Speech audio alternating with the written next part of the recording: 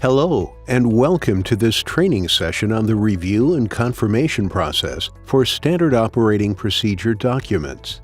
The purpose of this training video is to explain the process and to ensure that you know how to confirm that you understand the procedures outlined in an SOP. Here is a flowchart of the process. You will receive an email from Baker Operations. Download and review the email attachments. Click the link in the email for each process and review the document. If you agree, simply check I agree and complete the form. If you need clarification on the document, you can select No and then select either to speak to the continuous improvement specialist or have your operations manager contact you. Once your issue is resolved, you can go on to complete and sign the form.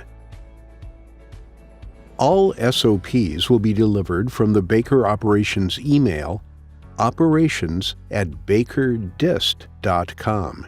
The subject line of the email will read Document Review and Confirmation, followed by the title of the training material. The documents will be attached to the email and can be downloaded, filed, and printed. Upon clicking the confirmation link, users will be directed to a page where they'll be asked to acknowledge that they have received the documents. The documents will be displayed as a reference. Be sure to download the material attached to the email. Scroll to the bottom of the page to complete the confirmation form.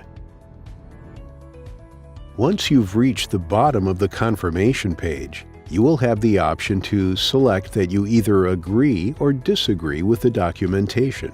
Selecting I agree means that you have 1. Read the documentation, 2. Understand the detailed procedures, 3.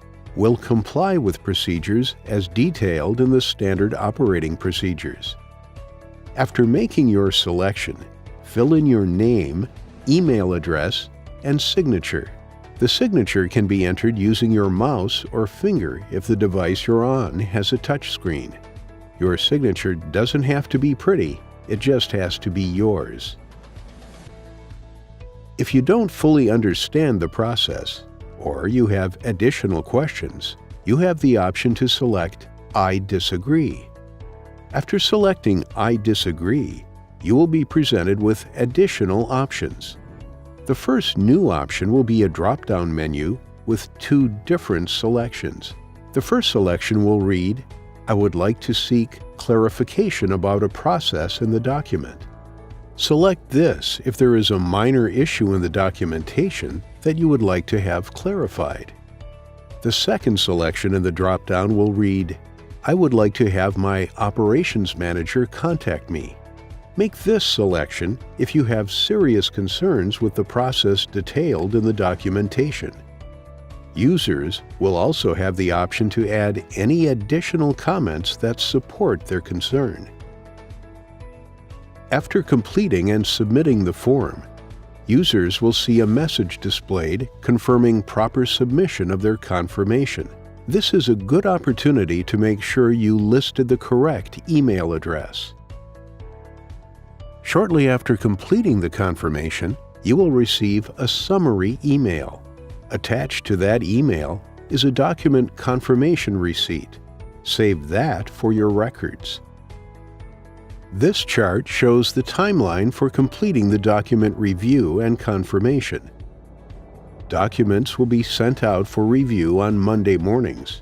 Those who have not responded will receive a reminder on Friday. You will have until the close of business on the following Monday to complete the document review and confirmation. On Tuesday, if not complete, you and your operations manager will receive notification that a document's confirmation is past due. It is expected that the confirmations will be resolved by Friday of that week. Failure to have confirmations resolved by the second Friday after the initial distribution may result in disciplinary action. That concludes this training session on Standard Operating Procedures, Document Review, and Confirmation Process. For more information, please contact your Operations Manager.